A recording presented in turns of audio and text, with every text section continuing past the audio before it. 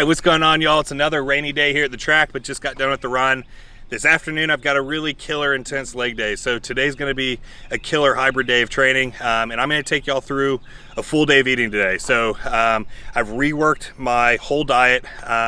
It's different than it's been literally in years. I've reworked it from being more of a bro kind of bodybuilder competitor diet to something that's gonna be one, more hybrid friendly, but then two, allow a little bit more enjoyment and frankly putting things where I would like them in the diet with this type of training. So I'm going to take y'all through, give y'all the full day of eating today, show y'all what the new diet is. I've been on it for the last few days and it's pretty kick-ass. So I'll give you all the macros and all of that. But as far as the running goes, the running still slow, but things are getting better. So last week was consistently pretty much all 3 mile runs. This week is now consistently pretty much all 4 mile runs. Like I said, it is still slow, but I'm being very, very, very strict with keeping my heart rate in zone 2. And with that, now I am starting to notice a bit less heart rate variability, meaning it's easier for me now to keep my heart rate in zone 2. So each run seems to get just a little bit better. The pumps, the calf pump and the glute pump, that's all still there. It's getting a little bit better, but that's kind of the main thing I'm really working around with these runs right now. The aerobic capacity, all that's building up as I would expect. But we're rocking along. These runs are getting a little bit better and better. I'm gonna go ahead and get back, get meal 1 whipped up and show you all what we're working with.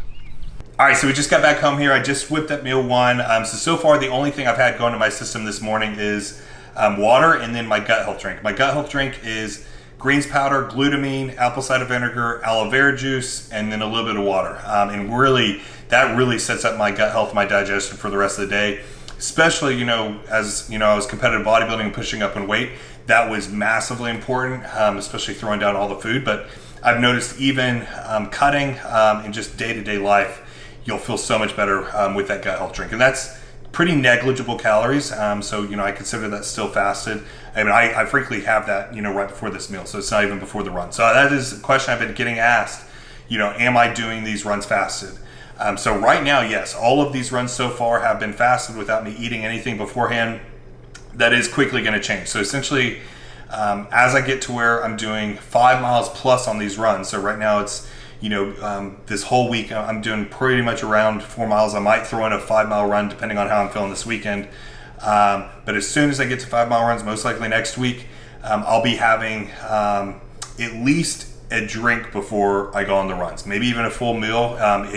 When I get to the point that the mileage is really ramping up or the workouts are getting tough, I'm absolutely going to make sure I have a full on meal and protein feeding before I get out on the road or the trail. I don't want to be too catabolic. I don't want to rip through too much muscle tissue. I'm trying to hold as much, strength, and I know I'm going to be coming down, but I still want to hold, quite a bit of size as I'm doing this. So as of right now, yes, these runs have been fasted, but they're going to quickly turn to where I either have, a cluster dextrin and protein shake beforehand, or actually a full meal. So what we've got this morning, so far after these runs, I've been really wanting something pretty hearty, something that really fills me up. I'm pretty full or pretty hungry after these runs. So what I've been doing is 250 grams of egg whites, 2 whole eggs, and then 400 grams of potatoes, hash browns. And what I've got for those is we've got these Simply potatoes. So this is what I'm using, the shredded hash browns. So I've got 400 grams of that. And then just about 1 serving of ketchup. And that's regular ketchup, not sugar-free. But I've been loving this breakfast, especially after these runs. This really fills me up at least for about an hour or so before it's time for meal 2. So I'm going to go ahead and get this done. And by the way, all I do is I fry up the hash browns, make the eggs separate, and then kind of mix them all together at the end. And it kind of keeps everything really soft and good. But this is a pretty big plate of food, and I've been loving it. I'm going to get this down, and then in a couple hours I'll show you all what we're working with for meal 2. All right, so it's time for meal 2. So I try to keep all my meals pretty simple and easy to throw together, but my meals 2 and 3, since those are kind of right in the meat of the workday, I try to make them really simple. And this is probably the most simple meal I've got of the day. So what we've got is 90 grams of jasmine rice that's weighed uncooked, or the dry weight. That's before I throw it in the rice cooker. So 90 grams of jasmine rice, 225 grams of chicken breast, and then 3 grams of olive oil. And then I top it with this Melinda's habanero honey mustard. This is what I talk to y'all about pretty much every full day of eating. I throw this on so many of my meals. This is probably my favorite go-to sauce, 0 calories. So that's meal 2, really, really, really simple. Besides salt, that's literally, it's just the jasmine rice, chicken, olive oil, and then Melinda's. And frankly, I really do like this meal. This is the one that, I've had for literally years now. With all my competition, competitive bodybuilding diets, this has been a meal that's been a staple. And this will probably, continue on for years to come. But, one question I've been getting asked by y'all a lot over the last couple of weeks is regarding recovery with the runs, with, me coming back into it at the weight I am now, especially how are my shins? Shins and knees are the questions I'm getting asked the most of, am I getting shin splints, and then am I getting knee pain? Knee pain, I'm not getting any. Shins, I've been super, super concerned about, because in the past, way before even hybrid training, just when I was just doing ultra marathons, I went through several bouts where I had to kind of work through shin splints. And so that's been very much on the forefront of my mind jumping back into this. So what I'm doing to prevent that, that's one of the reasons why I'm doing all these runs on the track right now. So rather than going out on the road, or frankly even going out on a dirt trail, I'm keeping it all on the soft surface of the track, at least for probably another week or so more. Right now I have 0 shin pain, 0 knee pain. Really the only pain during the runs is just related to a pump, so calf pump and then glute pump. But as far as actual kind of more niggles or a minor running injury like shin splints, anything like that, I'm good. So the way I'm doing this is running on the track till I build up a little bit more mileage, and then 2, I'm increasing mileage at a lower sustained rate than just jacking mileage up. So like right now, I could sit in zone 2 and I could probably go out and knock out an 8-mile run, but that's definitely not going to be smart for my joints and shins and all of that. So what I'm doing is I'm ramping up mileage by about 10 to 20%. 20% is definitely more on the aggressive end, but I do have all the running background and can really, really listen to my body. And I have a really, really hardcore recovery routine that I do every single day, every single night. So, I am able to ramp up the mileage a little bit faster than what I would have done if I was just a pure beginner. But even with that being said, I'm still playing it safe rather than, just risking jumping back in too quick and then getting shin splits. But that's why I'm running on the track right now. The track runs will probably stay in play, frankly, throughout the summer, but I will start adding in non-track runs, more dirt trail runs, probably starting next week. And I'm itching to get back to long runs in downtown Austin on my favorite trail. So that should be coming out probably in the next week and a half to 2.5 weeks. But I'm stoked for that. But I'm going to go ahead, get down meal 2, and then the next meal is going to be our pre-workout meal before we've got a hard leg day today. But I'm going to go ahead and get this down and catch you guys in a bit. All right, so I'm getting ready for the gym here. So my pre-workout meal is meal 3. And this is a meal that I've recently done just a very small, simple change to, but it's making a pretty big difference. So if you guys have followed me for a while, you know that during most of my competing bodybuilding days, my pre-workout meal was a cream of rice, protein, almond butter meal.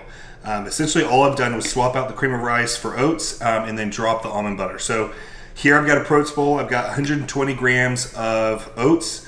I've got 60 grams of chocolate whey isolate. And then 75 grams of blueberries, and that's it. I've got no added fats or anything like that. And this thing has been kicking ass the last few days. So I did a Protein bowl way back in the day as meal 1, but I don't love it as meal 1. I love meal 1 to be really, really hearty. I like eggs with meal 1. That's where the hash browns and eggs has been awesome. But this has been great as a pre-workout. It keeps me full throughout the workout, but it digests really well. That it's not just like sitting in the gut. Right now, I was experimenting with potentially raising calories back up a little bit. If you guys have followed for a while, you know that I was cutting down, but now, mileage and everything is ramping up. So now it's just finding the balance of, where I can actually maintain performance, but also still bringing the size down a little bit. Because like I said, I don't want to purposely catabolize muscle. I don't want to just lose muscle, but my weight right now is the limiting factor with the runs. So I need my weight to gradually come down while holding size and strength as best as possible. But at the same time, I was on only 2,900 calories and I was just dropping weight so fast. So this week, I raised calories just a bit. And then the other day, I experimented with adding just a little bit more carbs back and my weight started jumping. So essentially right now, my body is really, really wanting to rebound up, which is what I definitely don't want. So I'm having to keep calories held down, but I'm really trying to find that balance point of allowing performance for both the runs and adding up mileage and training performance in the gym while still allowing my weight to come down. So right now I'm walking a tightrope and I'm still trying to find the numbers. But as usual, I can right now play with quite a bit of carbs, especially around training. So we've got this as the pre-workout, and then on the way to the gym here in Austin, we've got a place here called P. Terry's. It's like a local fast food kind of McDonald's type place that has pretty awesome burgers and stuff. Well, they also make cookies and banana bread. Their banana bread is extremely low fat. It's only got 1.5 grams of fat per serving, like 40 grams or something like that of carbs. So I'm going to go ahead and eat 2 slices of this on the way to the gym. And then during the workout and post-workout, I'll be blasting carbs as well. So I'll tell you what we're going to be doing as far as the intra and the post carbs after the workout. But that's what we're working with here. Like I said, right now I'm trying to really find kind of this balancing act of, what my carbs and calories should be to allow the performance, allow the weight still to gradually come down without just completely catabolizing muscle. I don't want training performance to drop, and I don't want, as I'm ramping up these mileages or miles, to just start bonking on these runs, and the runs, frankly, to not be improving at all. I want improvement performance-wise more than anything right now, but to get better with the running, I do need the weight to come down a bit, because being 225 to 230 at 5'8", essentially right now my limiting factor with the runs is related to the weight, having to do with the pumps with the calves and the glutes. I can tell it has to do, frankly, with my weight. So I want this to come down gradually, come down just a bit, while still maintaining performance. And that's where, essentially, keeping everything low fat and then finding the balance with carbs is key. But I'm going to go ahead, get this down, and then on the way to the gym or at the gym, I'll go ahead and explain what the leg day is today. It's a pretty killer intense leg day. It's going to be a fun one. But I'll go ahead and catch you guys in a bit. All right, we just pulled up here to the gym. So today's leg day. So I always start leg day with a warm-up on leg extension. This is 3 sets, usually about 12 reps, but it's nothing working. So it's just enough weight to pump some blood into the muscle, really, really slow reps. But then I start with heel elevated safety bar squats. And then to match last week, top set was 10 reps at 435. And I've got 2 back off sets after that. So with squats, I've got 3 sets, and I'm pretty wrecked after just those 3 sets. But then I move over to a leg press. I've got 3 sets on leg press. Then hip adduction, I've got 4 sets. Leg extension, I've got 3 sets. The last set of that is a triple drop set. And then I've got an all-out finisher set on hack squat. I put that in the rep range of like 10 to 20, and it's just really, really slow, really deep, brutal reps. And it's just all out. And then I finish off with 4 sets of calves. So this is going to be a pretty intense leg day, especially after the run this morning, but it'll be good. So we'll go ahead and film some of the sets in there, and then I'll catch y'all after, explain what the post-workout drink is.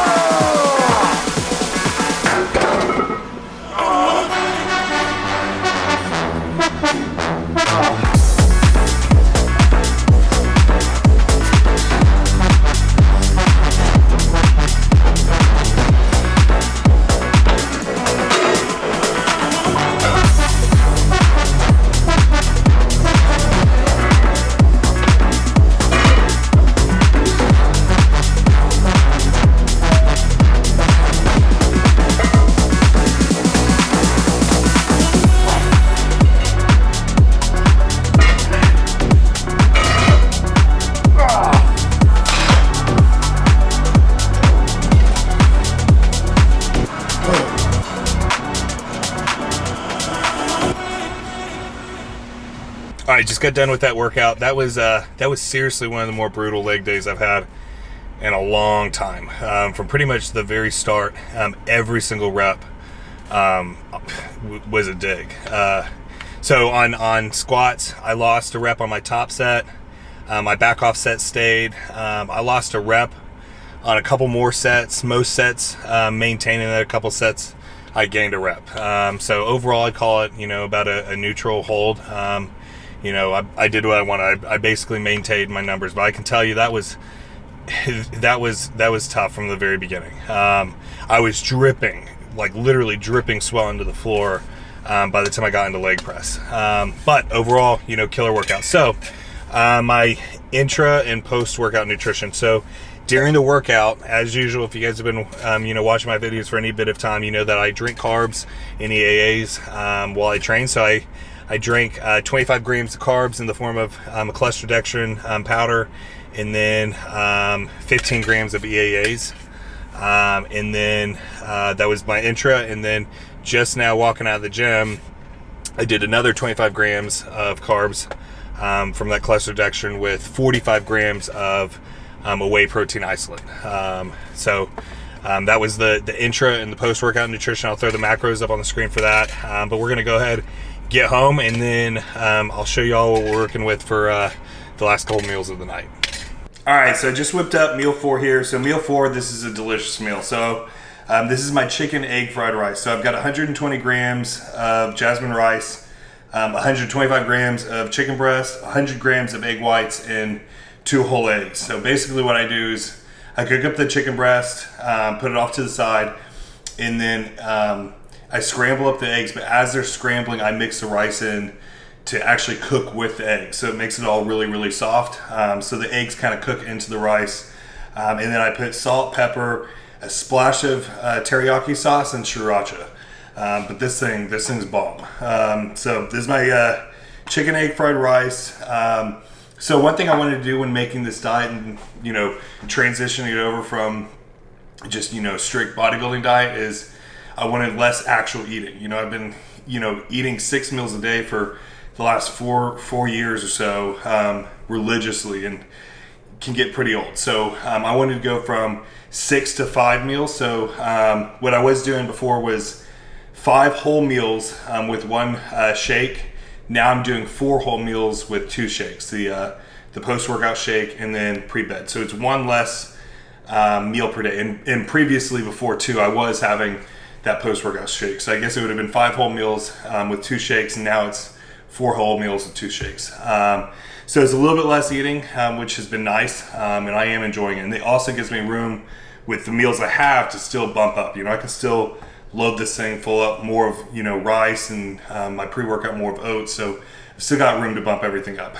But the last meal of the day is just a protein shake. So I have 60 grams of whey protein isolate, and that's it for the rest of the day. So I'll go ahead and throw up the meal macros and the total daily macros on the screen. That way you can see what we're working with. Like I said, this is still definitely on the lower end. I'm still finding the balancing act of having enough food that it's still allowing me to be in a deficit and still kind of pull down on weight, but not drop off too fast and catabolize muscle and all that. I'm still trying to maintain training performance and kind of come down at a really, really kind of manageable rate. So it's definitely a balancing act right now. This is definitely still probably on the lower end for calories, but we'll get this dialed in the next couple weeks. But I hope you guys enjoyed this video. If you did, go ahead and smash that like button, hit subscribe if you haven't already. Be happy, be positive, be powerful, and have a great rest of your day.